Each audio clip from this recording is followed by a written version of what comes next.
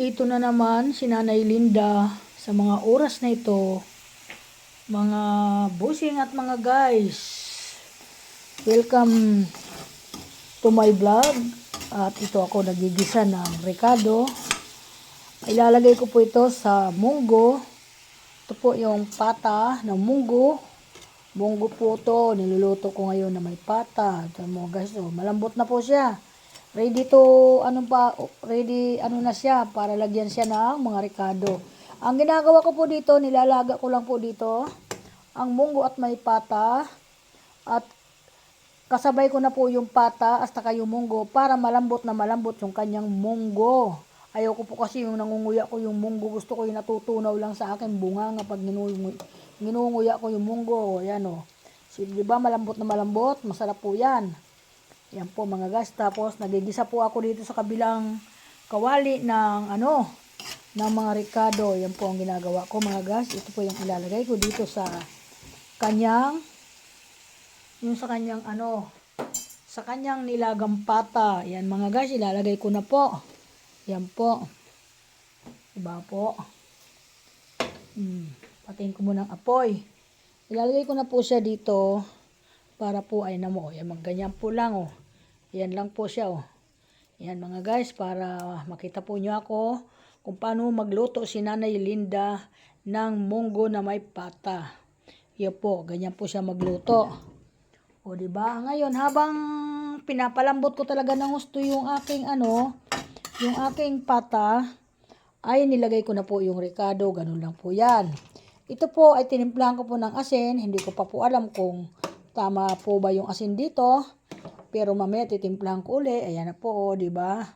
Masarap na po yan. Yung pata. Ito po, kasi ito request po ito ng asawa ko. Ito po ay gastos niya. Hindi ko po ito gastos. Ayan o. Magluto daw ako ng munggo na may pata. Okay, sabi ko, di na malingki ako ng maaga. Yan po nangyari. Tapos, umuwi na po ako dito. Pinalambot ko na po.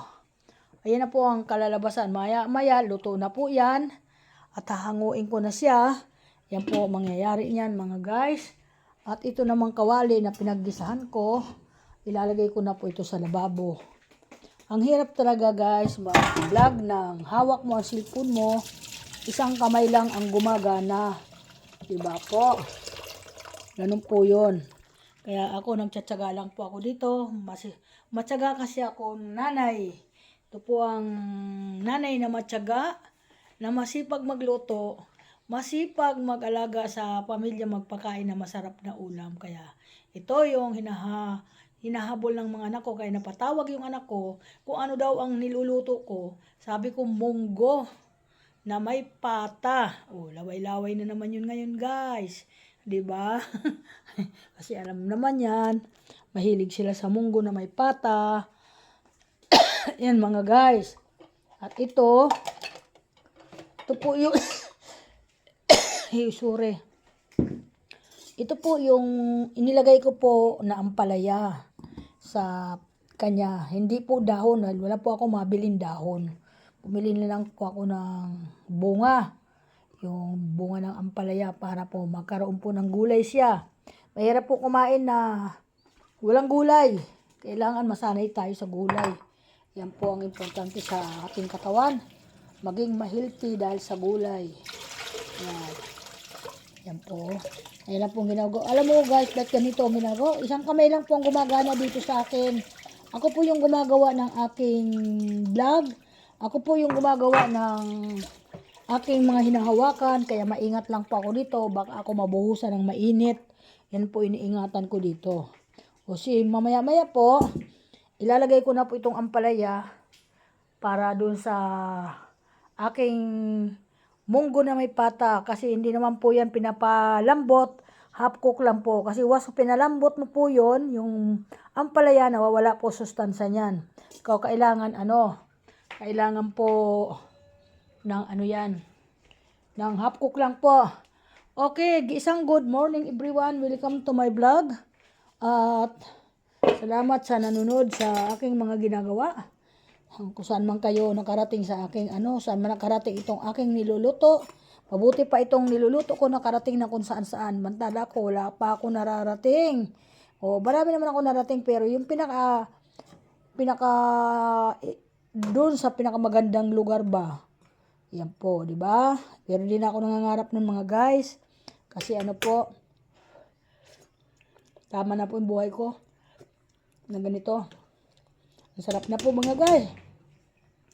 Sabi ko sa inyo mga guys, hindi na po kailangan timplahan. Kasi po may lasa na po siya. Sarap po yan. Yung iba po nito, ang ginagawa nito, tinatanggal yung laman ng pata sa sa munggo para po itosta nila. Ako po hindi na.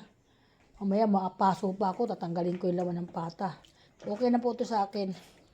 Ganyan-ganyan lang po. Ayan. Lambot na po siya, malambot na po. Ayan guys. At mahina lang po ang apoy ko dito, hindi malakas. Kasi pag malakas po yan, inaawas po ito kasama yung munggo. Wala po kayong mapakinabangan dyan pag malakas ang apoy. Hinaan lang ang apoy pag naglalaga ng ganyan. Tinan mo naman ang apoy ko. Ayan, ganyan lang po. Mula pagkulo, hinihinaan ko na po yan. Okay. So maraming salamat sa panonood. Thank you so much sa mga follower. Maraming salamat yan sa inyo lahat. Ingat po lahat. God bless po. Kaka-utal-utal ako. Sakit kasi ng bunganga ko. May paso-paso sa bunganga. Yan. God bless po sa inyo lahat. I love you so much. Ingat din po ang mga anak ko ngayon. Nga tumatakbo na sa kanilang hanap buhay kasi awan ko kung nagpahinga sila nung mahal na araw. Di ko alam. Inuman lang siguro. Kaya yan. Thank you so much, Bob. Thank you so much. Okay, bye-bye po. Ayan, maluluto na po yung niluto ko. Makapagpahinga na ako. Pahinga na naman si Nanay Linda. Salamat po sa inyo. Bye-bye.